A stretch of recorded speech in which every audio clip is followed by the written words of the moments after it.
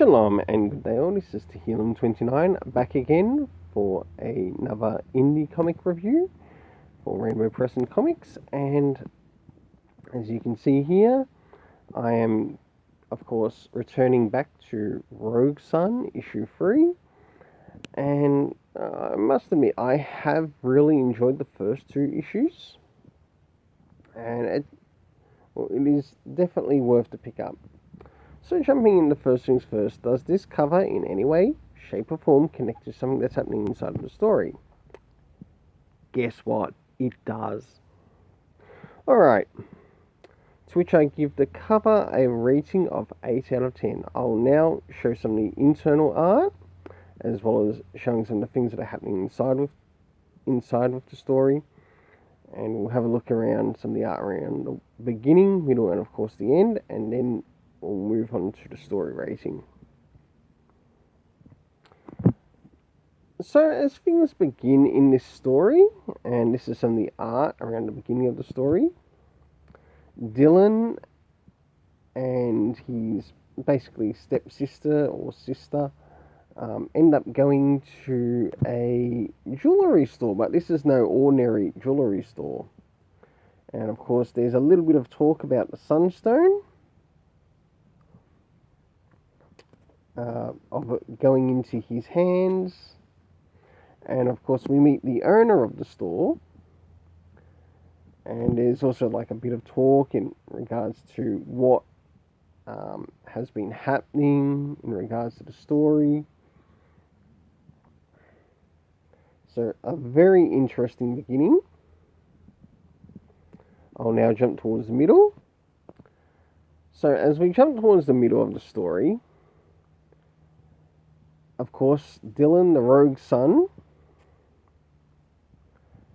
basically gets called out to do a job and to sort of like scope things out, and in this particular time, he somewhat believes this younger brother might actually be the one responsible for his father's death.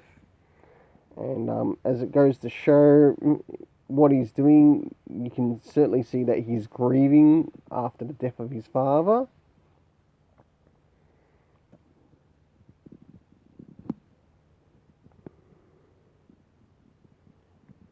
And he tries to get a hold of Death Sage, which is used for a summoning ritual, to try to find out what happened to his old man,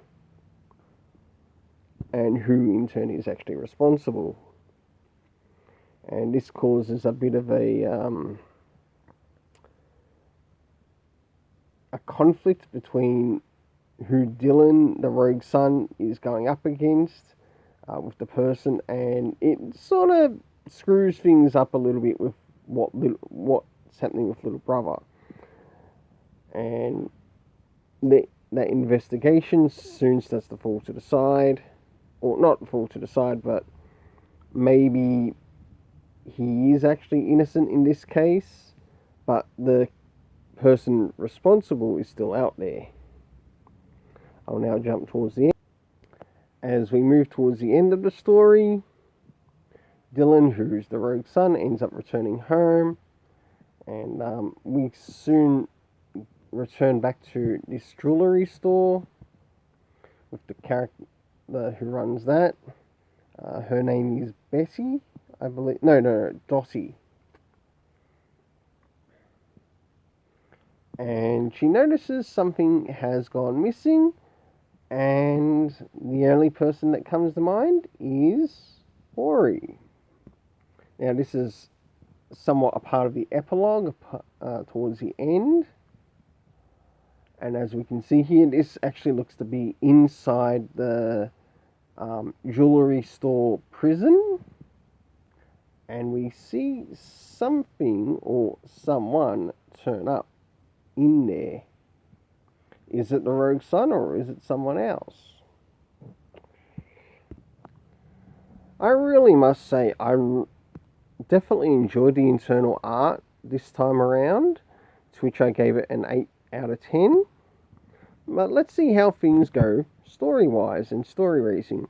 Of course, to those who follow the channel, I do like to follow like 4 certain areas in the area of stories in rating it. The first is any comic book references. And the answer was no to that. So no comic book references to any of the previous issues. Did it really affect the story or the story rating? You'll soon find out. The next is time. Do we get any indication of time as when some of these things are taking out throughout the time of day, such as is it morning, noon, night? Was it actually stated?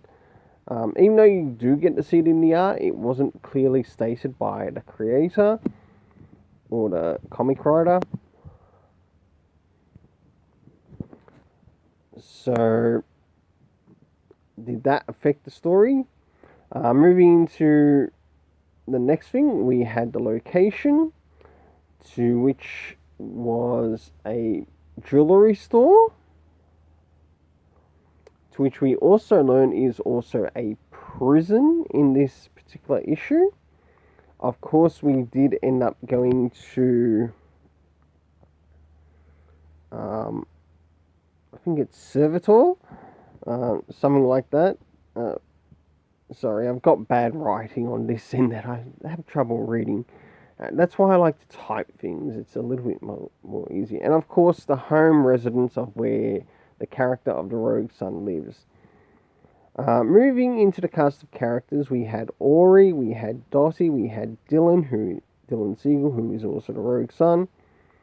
We had Billy Bloodmoon, of course, one of the villains that was actually captured. We, of course, had the younger brother, Brock. And we end up coming across the Witch Doctor and Finnegan, the Witch Doctor, who is Finnegan Road. I might have spelt that incorrectly. So overall for the story, I gave it a 7.5 out of 10. That means it's gone up 0.5 since the last couple of issues.